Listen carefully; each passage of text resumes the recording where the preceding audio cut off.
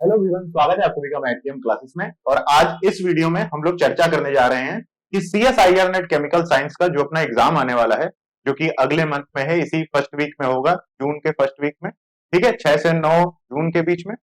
तो आज डेट है 8 मई और आज से लेकर एग्जाम के ऑन एन एवरेज 1 महीना बचा हुआ है। हो सकता है आप इस वीडियो को देख रहे हो तब तक 25 दिन भी बचे हुए हो, क्योंकि हो सकता है धीरे धीरे रिकमेंड करता है यूट्यूब सबको। तो इन लास्ट 25 to 30 डेज में आपको सीएसआईआर नेट केमिकल साइंस के एग्जाम की प्रिपरेशन के दौरान क्या क्या चीजों पर ध्यान देना चाहिए लास्ट के 1 मंथ में, उसके बारे में आज हम लोग क्या करेंगे, चर्चा करेंगे इस वीडियो में। और इस वीडियो में मैंने अभी ये वीडियो रिकॉर्ड करने से पहले जून 2021 में मैथ्यम क्लासेस के ऑनलाइन कोर्स से जो फर्स्ट रैंक आई थी जेआरएफ में, जिनका नाम सुप्रतिम जाना संतोष कुमार साहू नाम था, तो उनसे भी बात करिए। उनकी रैंक 1 थी और जेआरएफ रैंक 9 थी आपकी सुप्रतिम जाना जी की जून 2022 के एग्जाम में।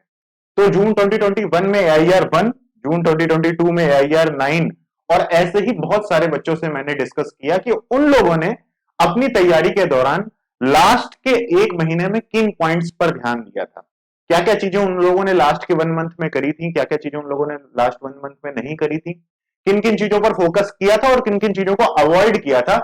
ये सारी की सारी चर्चा करने के बाद आज मैं ये वीडियो आप सभी के लिए बना रहा हूं। उम्मीद करता हूं कि ये वीडियो आप सभी के लिए बहुत ज्यादा यूजफुल होगी।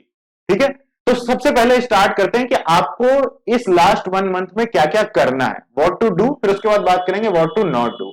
ओके, तो अगर सबसे पहले बात करें कि लास्ट 1 मंथ में आपका जो ये लास्ट का 1 मंथ है, इन लास्ट 1 मंथ में आपको क्या करना चाहिए।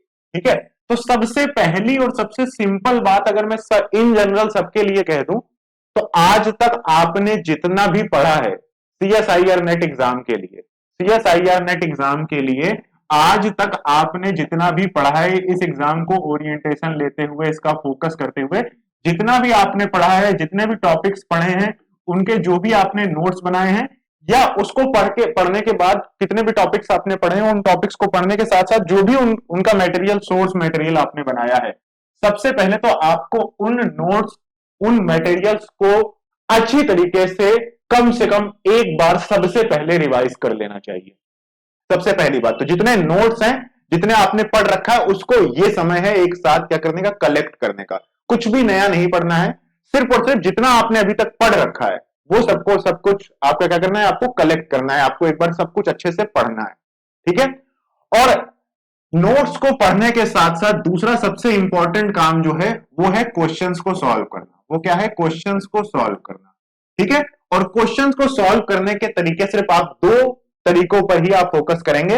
एक तो उस टॉपिक के पीवाईक्यूज, उस टॉपिक के पीवाईक्यूज आपको सॉल्व करने हैं, सिर्फ ओनली ओनली पीवाईक्यूज। ठीक है, सिर्फ आप पीवाईक्यूज सॉल्व करिए उन टॉपिक्स के, और साथ में साथ ही साथ आप उस टॉपिक का कोई अगर आप टेस्ट देना चाहते हैं तो टेस्ट दे सकते हैं। वैसे ये टॉपिक अब टेस्ट देने का टाइम बचा नहीं है, लेकिन फिर भी अगर आपने आज तक उस टॉपिक का टेस्ट कभी दिया ही नहीं है तो उस टॉपिक का टेस्ट देना भी आपका बनता है। ठीक है, वैसे मोस्ट प्रोबेबली कई बच्चों ने टेस्ट हर टॉपिक के एक एक करके दे लिए होंगे जो टॉपिक्स आपने पढ़ रखे हैं। तो अगर आपने किसी टॉपिक को पढ़ रखा है, उसका टेस्ट दे रखा है, तो आपको उस टेस्ट को देने की, दोबारा दूसरे टेस्ट को देने की जरूरत नहीं है। आप बस उसी टेस्ट को ओपन करिएगा और टेस्ट को ओपन करने के बाद आप देख लीजिएगा आपकी क्या क्या गलतियां रही हैं। उन गलतियों को एक बार जब आप रिवीजन करेंगे, उसके नोट्स पढ़ेंगे, उसके पीवाईक्यूज को देखेंगे, सॉल्व करेंगे और उसके टेस्ट को ओपन करेंगे, क्योंकि आपने जहां पर भी टेस्ट दिया होगा वो टेस्ट तो आपके पोर्टल में कहीं ना कहीं पढ़ा ही होगा। तो उस टेस्ट को ओपन करके देख लेना कि आपने उसमें क्या क्या गलतियां करी थी। उन गलतियों पर आप थोड़ा ध्यान देना during the time of this revision. ठीक है, और सबसे लास्ट में तीसरा काम क्या कर सकते हो कि जब आप पूरा सिलेबस एक बार जितना आपने पढ़ रखा है सब कुछ कंप्लीट करने के बाद लास्ट में एक मेजर टेस्ट चाहे तो आप दे सकते हो। एक मेजर टेस्ट आप चाहे तो दे सकते हो जो कि एग्जैक्टली पैटर्न पर हो, जो सेम एग्जैक्ट पैटर्न पर हो जिस पैटर्न पर आपने सीएसआईआर नेट का एक्चुअल एग्जाम देना है अगले महीने। तो ये तीन चीजें इन जनरल आप सभी लोगों को फॉलो करनी है। सबसे जनरलाइज वे में मैंने आपको ये बात बता दी। अब इसके बाद सेकंड बात करते हैं कि जेआरएफ मैं बताऊंगा, 1 बाय 1 बताऊंगा। सबसे पहले मैंने इन जनरल सबको बता दिया कि आपको क्या क्या करना है, सबसे जनरल बात यह है। सेकंड बात यह है कि जेआरएफ रैंक 1, जेआरएफ रैंक 1 जिनकी थी, उनसे जब मैंने बात करी तो उन्होंने लास्ट 1 मंथ में क्या किया था, इसकी बात करते हैं। इन्होंने लास्ट 1 मंथ में क्या किया था, ठीक है। वन बाई वन सारी चीजों को ध्यान से सुनते चलना, बहुत ज्यादा यूजफुल रहेगा आपके। तो संतोष कुमार साहू ने जून 2021 का एग्जाम दिया था, जून 2021 का, ठीक है। इनकी ऑल इंडिया रैंक 1 आई, ठीक है, जून 2021 का। तो इनसे अभी मैंने बात करी कुछ देर पहले ही, 1 घंटे पहले ही बात करी, तो इन्होंने मुझे बताया कि सर मैंने लास्ट के 1 महीने में सिर्फ और सिर्फ जितने भी मैंने नोट्स बनाए थे, लास्ट के 1 महीने में जितने भी मैंने नोट्स बनाए थे, जितने भी टॉपिक्स के मैंने नोट्स बनाए थे, उनको अच्छे से रिवाइज किया, उनको से अच्छे से क्या किया, रिवाइज किया, ठीक है। उसके बाद जितने भी मैंने टॉपिक्स पढ़े थे, उन टॉपिक्स के जितने भी मैंने इससे पहले टेस्ट दिए थे, जब मैं उस टॉपिक को रिवाइज करता, तो रिवाइज करूं किसी भी टॉपिक को, रिवाइज करने के बाद उस टॉपिक का उससे पहले मैंने जो भी टेस्ट दिया था, मैं उस टेस्ट को ओपन करता और टेस्ट को ओपन करने के बाद देखता कि मुझे मेरे इस टेस्ट में कितने क्वेश्चन गलत हुए, और कितने गलत हुए तो क्यों गलत हुए, और क्यों गलत हुए उस क्यों पर मैं वर्क करता था। उस क्यों पर क्या मैं करता था, मैं वर्क करता था कि अच्छा, मैंने मान लीजिए केमिकल बॉन्डिंग पढ़ी और केमिकल बॉन्डिंग में मुझे स्ट्रक्चर निकालना नहीं आया, मैंने टेस्ट में 3 क्वेश्चन गलत कर दिए थे, जिसमें जिसमें मुझे शेप पूछा था और मैंने ज्योमेट्री बता दी, समझ रहे हो। मुझसे मॉलिक्यूलर ऑर्बिटल डायग्राम के बारे में पूछा गया था, मैंने सीओ और एनओ का मॉलिक्यूलर ऑर्बिटल डायग्राम मुझे याद ही नहीं था। तो टेस्ट को उन्होंने सीधा ओपन किया और टेस्ट में जो गलतियां उनसे हुई थी, उस गलती पर उन्होंने थोड़ा ध्यान देते हुए अपने नोट्स को रिवाइज किया कि अच्छा, ये मैंने गलत किया था, अब मैं दोबारा पढ़ रहा हूं तो मैं इन चीजों को अच्छे से थोड़ा ध्यान से पढ़ लेता हूं। इन्होंने बस इतना ही किया लास्ट के 1 मंथ में, ना कोई टेस्ट दिया, ना कोई टेस्ट सीरीज दी, कुछ भी नहीं करा, लास्ट के 1 मंथ में बस इतना ही करा। इन्होंने एक बात और कही कि सर जैसे लास्ट के जो 30 डेज थे, जो लास्ट के 30 डेज थे, 30 डेज में मैंने लास्ट के जो 20 डेज थे, 20 डेज में तो बिल्कुल भी टेस्ट नहीं दिए, 20 डेज में टेस्ट दिए ही नहीं, टेस्ट दिए ही नहीं। इसका रीजन एक ये भी था क्योंकि इन्होंने ऑलरेडी हर टॉपिक के क्या कर रखे थे, टेस्ट दे रखे थे। तो ये स्ट्रेटेजी थी, ये प्लान था किसका, ये प्लान था आपके ऑल इंडिया रैंक 1 जेआरएफ जून 2021 संतोष कुमार साहू ने लास्ट 1 मंथ में ये किया, ठीक है। अब बात करते हैं जेआरएफ ऑल इंडिया रैंक 9 की, जेआरएफ ऑल इंडिया रैंक 9 की। इनका मैंने इंटरव्यू भी आप सभी के लिए यूट्यूब पर डलवाया था, बस उसकी ऑडियो क्वालिटी कुछ ज्यादा ही खराब हो गई, तो आप लोगों में से कई लोगों ने उसको देखा है, किसी ने नहीं देखा होगा। तो उसकी जो मेन बात थी, मतलब इन्होंने लास्ट 1, उसमें मैंने पूछा था इनसे कि लास्ट 1 मंथ में आपने क्या किया था, आपने लास्ट 1 मंथ में किस तरीके से तैयारी करी थी, ये बात मैंने उनसे पूछी। तो इन्होंने बताया कि पहली बात तो ये कई बार अटेम्प्ट दे चुके थे, उन्होंने कहा सर मैंने लास्ट 1 मंथ में सिर्फ और सिर्फ पीवाईक्यू सॉल्व किए, सिर्फ और सिर्फ पीवाईक्यू सॉल्व किए। पीवाईक्यू सॉल्व करने का मतलब है कि उन्होंने अपने नोट्स तो रिवाइज किए ही होंगे, भाई कोई टॉपिक होगा उसके जो उन्होंने नोट्स बना रखे होंगे, उसको उन्होंने फटाक से क्या करा होगा, रिवाइज किया होगा, और साथ ही साथ हर टॉपिक के पीवाईक्यू सॉल्व किए। लास्ट के 1 महीने में सिर्फ और सिर्फ प्रीवियस ईयर सॉल्व किए, टॉपिक रिवाइज किया, प्रीवियस ईयर सॉल्व किया, टॉपिक रिवाइज किया, प्रीवियस ईयर सॉल्व किया। आ रही बात समझ में। तो ये कुछ स्ट्रेटजीज इस तरीके से टॉप रैंक्स आती हैं सीएसआईआर नेट जेआरएफ में। इसका मतलब है इन्हीं बातों को ध्यान रखते हुए हम लोग क्या करते हैं, अब अपनी लास्ट 1 मंथ की स्ट्रेटजी पर ध्यान देते हैं, लास्ट 1 मंथ की। अब मैं थोड़ा सा स्पेसिफिकली बताने जा रहा हूं कि लास्ट 1 मंथ में आपको क्या क्या करना है। देखो, अगर आपने सिलेबस कवर कर रखा है, सिलेबस कवर कर रखा है, सिलेबस कवर कर रखा है, मान लीजिए मैं एवरेज बताता हूं कि 30 टॉपिक होते हैं। कितने टॉपिक्स होते हैं, देयर आर 30 टॉपिक्स, 30 टॉपिक्स होते हैं। और उन 30 टॉपिक्स में जो 15 से 20 मोस्ट इंपॉर्टेंट टॉपिक्स हैं, 15 से 20 मोस्ट इंपॉर्टेंट टॉपिक्स हैं, 15 से 20 मोस्ट इंपॉर्टेंट टॉपिक्स हैं, मोस्ट इंपॉर्टेंट। अब ये कैसे पता चलेगा तुम्हें मोस्ट इंपॉर्टेंट टॉपिक्स हैं, तो इसके लिए हम लोगों ने ट्रेंड एनालिसिस किया हुआ है, जीरो टू हीरो प्लेलिस्ट में वो वीडियोस पड़ी हुई हैं, उसका लिंक डिस्क्रिप्शन में है, वहां से देख लो जाके। अगर आपने ये 15 से 20 टॉपिक अच्छे से पढ़ रखे हैं, बिल्कुल बढ़िया से आपको ये टॉपिक्स आते हैं, ठीक है, और इसके साथ साथ आपने इससे ज्यादा भी कर रखे हैं, तो सबसे पहले कैटेगरी ऑफ स्टूडेंट्स ये है कि आपका सिलेबस में 30 में से 15 से 20 आपने कर रखे हैं और उससे ज्यादा भी कर रखे हैं, ठीक है। सबसे पहले स्टूडेंट्स ये हैं। और दूसरे स्टूडेंट्स कौन से हैं, जिन्होंने मान लीजिए कि 10 टॉपिक्स, 10 इंपॉर्टेंट टॉपिक्स कर रखे हैं, 10 टॉपिक्स कर रखे हैं, सिर्फ 10 या 10 से 12, ठीक है, या फिर एक रेंज दे दे रहा हूं तुम्हें, 8 से 12 टॉपिक तो कम से कम कर ही रखे हो तुमने, 8 से 12 कम से कम टॉपिक्स तो कर ही रखे हैं। और इतने टॉपिक आपने कर रखे हैं, और आप मतलब ये एक कैटेगरी ऑफ स्टूडेंट्स मैंने ये ले ली, कैटेगरी ऑफ स्टूडेंट, ठीक है। तो मैं दो कैटेगरी ऑफ स्टूडेंट्स के लिए स्ट्रेटजी बता रहा हूं, क्योंकि अगर आपने इससे कम कर रखे हैं तो फिर आपका जेआरएफ होना बिल्कुल ही मुश्किल है, ठीक है। फिर आप लगातार हाथ पैर मारते रह जाओगे, वो लास्ट में आपका एलएसएलएस होगा नहीं। उससे अच्छा दिसंबर की तैयारी करो। लेकिन अगर आपने 10 टॉपिक या फिर 8-10 टॉपिक जो कि बहुत इंपॉर्टेंट टॉपिक्स हैं, जैसे कि इनऑर्गेनिक में बॉन्डिंग कोऑर्डिनेशन ओएमसी हो गया, ऑर्गेनिक में जीओ रिएक्टिव इंटरमीडिएट और रिएक्शन मैकेनिज्म और रीजेंट और नेम रिएक्शन, ये 4 टॉपिक आपने ऑर्गेनिक में भी कर रखे हैं। और फिजिकल में आपने काइनेटिक्स इलेक्ट्रो क्वांटम कर रखी है, और ग्रुप थ्योरी या फिर फिजिकल स्पेक्ट्रोस्कोपी जैसे टॉपिक मिलाकर आपने 10-12 टॉपिक कर रखे हैं। तब आपके चांस हैं जेआरएफ क्लियर करने। कैसे करोगे मैं बताता हूं। पहले इनकी बात कर लेते हैं, जिन बच्चों ने अच्छी तरीके से सिलेबस को कवर कर रखा है, काफी कुछ अच्छे से पढ़ रखा है। तो आपको देखिए क्या करना है, आपको इन लास्ट 30 डेज में, इन लास्ट 30 डेज में सिर्फ और सिर्फ एक काम करना है, सिर्फ और सिर्फ एक काम करना है, अपने नोट्स को रिवाइज करिए, अपने नोट्स को रिवाइज करिए। अगर आपने उस टॉपिक के पीवाईक्यूज देख रखे थे पहले ही, तो पीवाईक्यूज एक बार फिर से देख लीजिए, नजर घुमा लीजिए। अगर आपने पीवाईक्यूज सॉल्व कर रखे थे तो उन पर एक बार नजर घुमाइए, ठीक है।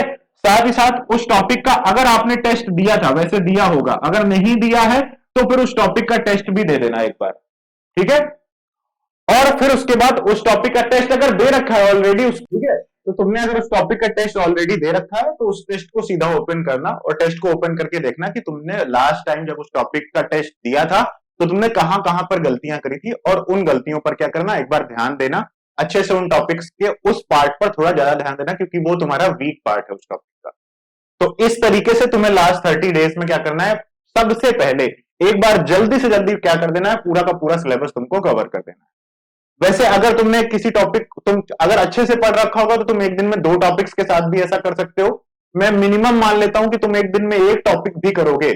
एक टॉपिक को तुमने 3-4 घंटे रिवाइज किया, 3-4 घंटे के बाद उसके प्रीवियस ईयर अगर तुमने ऑलरेडी सॉल्व कर रखे थे तो फिर तो अच्छी बात है, फिर तो तुम्हें क्वेश्चन करने की ज्यादा जरूरत है नहीं।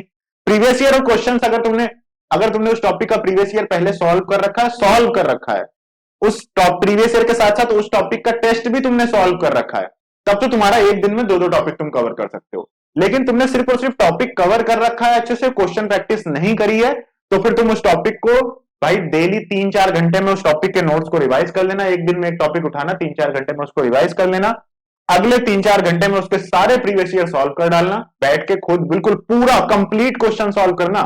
ऐसा नहीं कि बीच में सॉल्व किया और आखिरी में छोड़ दिया, क्योंकि ऐसा करने से क्या होता है कि एग्जाम में तो तुम्हें पूरा पेपर क्वेश्चन सॉल्व करना पड़ेगा, और तुम्हारी आदत बन गई होगी कि तुम आधा आधा क्वेश्चन सॉल्व करते होगे और छोड़ देते होगे, और एग्जाम में फिर से वो आधे के बाद फाइनल में नहीं पहुंच पाओगे। तो पूरा पेपर सॉल्व करना, पूरे क्वेश्चंस पूरे सही से सॉल्व करना और टिक लगाना आंसर में, ठीक है। तो उसके पीवाईक्यू सॉल्व करना, और अगर टेस्ट भी नहीं दिया है तो भाई उसका टेस्ट भी दे देना। 40 से 45 मिनट का मिनिमम वो टेस्ट होना चाहिए, मैक्सिमम 20 से 25 क्वेश्चन होने चाहिए, बस इससे ज्यादा क्वेश्चन उस टेस्ट में ना हो, ठीक है। तो इस तरीके से तुम्हें क्या करना है, अपना सिलेबस एक बार पहले जल्दी से जल्दी कवर कर लेना। जितने भी टॉपिक्स तुमने पढ़ रखे हैं सारे टॉपिक्स तुम्हें क्या करने हैं, एक बार कंप्लीट कर लेने। जब आप सारे टॉपिक्स कंप्लीट कर लेते हो तो उसके बाद फिर आप क्या कर सकते हो, एक मेजर टेस्ट देना, एक मेजर टेस्ट देना। और वो मेजर टेस्ट ध्यान रखना, कोई भी टेस्ट हो, चाहे ये वाला टेस्ट हो चाहे ये आपका मेजर टेस्ट हो, ध्यान रखना कि जब तुम पीवाईक्यू सॉल्व कर रहे हो तो क्या तुम्हारे टेस्ट और मेजर टेस्ट में भी ऐसे ही क्वेश्चन है ना। ऐसा तो नहीं कि टेस्ट को बहुत टफ बना दिया गया है, आपके एग्जाम पॉइंट ऑफ व्यू से रिलेटेड क्वेश्चंस ही होने चाहिए। अगर बहुत out of the box questions हैं तो वैसे टेस्ट मत देना, ठीक है। तो उसके बाद तुम्हें क्या करना है, मेजर टेस्ट एक बार देना है। तो मान लीजिए आज आपने वीडियो देखी, आपने 10 दिन में पूरा जितना भी पढ़ रखा था सब कुछ अच्छे से खत्म किया, और 10 दिन बाद आपने क्या किया, एक मेजर टेस्ट दिया। फिर उस मेजर टेस्ट को ओपन करना, और टेस्ट के बाद उस टेस्ट को समझना कि उस टेस्ट में तुमसे कहां कहां गलतियां हुई, किस किस टॉपिक्स में गलतियां हुई, या फिर कैलकुलेशन में तुमसे गलतियां हो रही हैं, या फिर तुमसे निगेटिव मार्किंग ज्यादा हो रही है, या फिर तुमसे जो भी चीजें, मतलब हर चीज पर तुम ध्यान देना। और निगेटिव मार्किंग हर टेस्ट, हर उस चीज में ध्यान रखना कि निगेटिव मार्किंग तुमसे नहीं होनी चाहिए। तो मैं चाहता हूं कि तुम हर 10 दिन में अपना पूरा सिलेबस कवर करो, उसके बाद एक मेजर टेस्ट दो, फिर उसके बाद अगले 5 दिन में फिर से पूरा सिलेबस कवर करो, फिर से उसका टेस्ट दो, फिर अगले 5 दिन में फिर से उसका सिलेबस कवर करो, फिर से उसका टेस्ट दो। मतलब 3 टाइम फुल रिवीजन तो एटलीस्ट आप कर ही लेना। 3 टाइम्स फुल रिवीजन अपने टॉपिक्स का, full revision with test, with test, with the help of test, इतना तो आप कर ही लेना। इतना अगर आप कर लेते हो तो बस आपके लिए सफिशिएंट है। इतनी चीजें आपको करनी है। आपको अपना टॉपिक रिवाइज करना है, रिवाइज करने के बाद उसका पीवाईक्यूज नहीं सॉल्व किया है तो करना है, उसका टेस्ट नहीं दिया है तो देना है।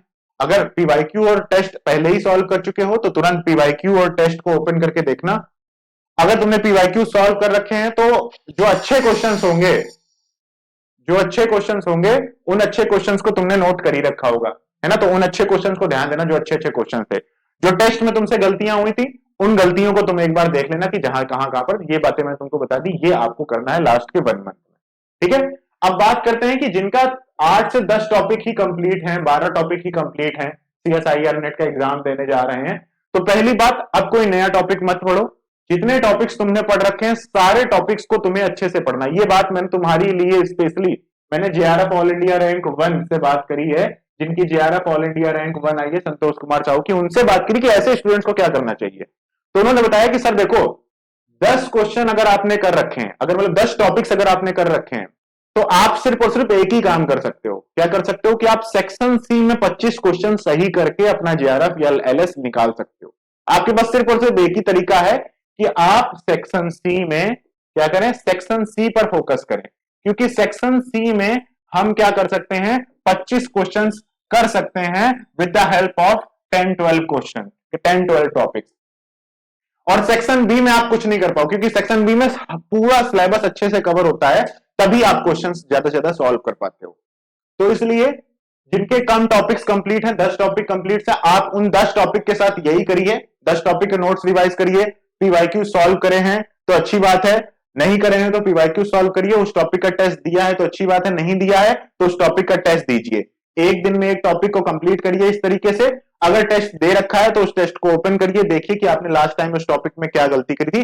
मतलब आपको वो अपना टॉपिक बेस्ट टू बेस्ट कर देना है। ये 10 टॉपिक आपके बेस्ट हो जाने चाहिए, आपको उन्हीं 10 टॉपिक को बहुत ज्यादा बेहतर कर लेना है इन लास्ट 1 मंथ में। एक भी नया टॉपिक नहीं पढ़ना है, पूरा ये अच्छी तरीके से करना है और कोशिश करनी है कि सेक्शन सी के सारे क्वेश्चन सॉल्व करना शुरू करना है प्रीवियस ईयर के। तो पीवाईक्यू सॉल्व करोगे तो अपने मन से सेक्शन सी सॉल्व हो जाएगा। और जब आपको एग्जाम देने जाना है तो आपको सिर्फ और सिर्फ सेक्शन सी ओपन करना है, और सेक्शन सी में आपको 1.5 से 2 घंटे लेने हैं, और 1.5 से 2 घंटे में 20 क्वेश्चन से 25 क्वेश्चन सही करने की कोशिश करनी है। और उसके बाद फिर सेक्शन बी में जितने क्वेश्चन हो गए तो हो गए। आ रही बात समझ में? ये बात क्लियरली सबको समझ में आ गई।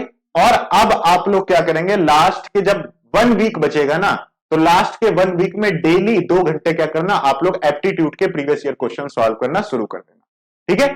तो ये काम आप सभी लोगों को करना है लास्ट के 1 मंथ में। जिन लोगों ने अच्छे से पढ़ रखा है उनके बारे में मैंने बता दिया, लास्ट के 1 मंथ में जिन लोगों ने कम पढ़ रखा है उनके बारे में बता दिया। अब एक बात कर लेते हैं कि लास्ट के 1 मंथ में क्या नहीं करना है। तो भाई ये जितनी चीजें बता दी मैंने, तुम बस इतना कर लो, इसके अलावा कोई भी नई चीज मत करना। जैसे देखो भाई, अब आपको न्यू टॉपिक्स तो बिल्कुल नहीं पढ़ने हैं, ठीक है, न्यू टॉपिक्स आपको बिल्कुल भी नहीं पढ़ने। पहले आपको सिलेबस कंप्लीट करना है, उसके बाद क्वेश्चन प्रैक्टिस करनी है, ठीक है। दूसरी चीज है, सिर्फ और सिर्फ थ्योरी नहीं पढ़नी है, सिर्फ और सिर्फ थ्योरी नहीं पढ़नी है। 50% थ्योरी तो 50% क्वेश्चन, 50-50% का रेशियो रखना है आप अपने पास, ठीक है। इसके बाद सेकंड चीज है कि आपने जितने भी नए टॉपिक्स स्टार्ट नहीं करना, क्वेश्चंस जब आप सॉल्व करना तो क्वेश्चन सॉल्व करना तो सिर्फ और सिर्फ रिलेवेंट क्वेश्चन ही सॉल्व करना। क्वेश्चन प्रैक्टिस करने के लिए आपको सिर्फ और सिर्फ पीवाईक्यूज ही फॉलो करनी चाहिए इस समय कोई भी दूसरा असाइनमेंट और कुछ भी मत सॉल्व करो, किसी भी कोचिंग का कुछ भी मत सॉल्व करो, सिर्फ पीवाईक्यूज सॉल्व करो। और उसके बाद चौथी चीज है कि जब भी आप किसी क्वेश्चन को सॉल्व करो तो क्वेश्चन को सॉल्व पूरा करो, फाइनल आखिरी तक क्वेश्चन को सॉल्व करो, ठीक है। इसके बाद अगली चीज ये इंपॉर्टेंट है कि जब आप टेस्ट किसी टॉपिक का दें तो ये बात ध्यान रखें कि आपने वो जो टेस्ट है उस टेस्ट में जो क्वेश्चंस है वो आपके पीवाईक्यू से रिलेटेड हैं कि नहीं, ठीक है। और सबसे इंपॉर्टेंट चीज कि इस लास्ट 1 मंथ में अपनी जी जान लगा देनी है आपको, बिल्कुल भी टाइम वेस्ट नहीं करना है, सोशल मीडिया से बिल्कुल अलग हो जाना है, और इस लास्ट के 1 मंथ में जब तक जगते रहना है तब तक पढ़ते रहना है। ये बात आपको लास्ट में ध्यान रखनी है। लास्ट के 1 वीक में आप एप्टीट्यूड के लिए 2 घंटे रोज देना शुरू कर देना, लास्ट के 1 वीक में। जब तक आपकी केमिस्ट्री अच्छे से कंप्लीट ना हो जाए तब तक आप एप्टीट्यूड पर नहीं जाएंगे। जितना आपने पढ़ रखा है कुल मिला के उससे ही अच्छा करना है। So that was all about this video. उम्मीद करता हूं कि इससे आपको काफी मदद मिलेगी। इसके अलावा भी आपके कुछ क्वेश्चंस रह गए तो आप डिस्क्रिप्शन बॉक्स में जाइए, कमेंट बॉक्स में जाइए, वहां पर कमेंट करिए, ठीक है। और कमेंट करने के बाद वहां पर जो भी आपके क्वेश्चंस होंगे उनका मैं आंसर कमेंट सेक्शन में कर दूंगा। उम्मीद करता हूं ये वीडियो आपको अच्छी लगी होगी। Thank you so much guys for watching this video. Bye bye, मिलते हैं आप सभी से लास्ट वीक में, जिसमें मैं आपको बताऊंगा कि एग्जाम को कैसे अटेम्प्ट करना है। तो अटेम्प्ट कैसे करना है ये लास्ट वीक में बताऊंगा। तब तक ये करो, last week of CSIR NET chemical science exam preparation मिलते हैं। Bye bye.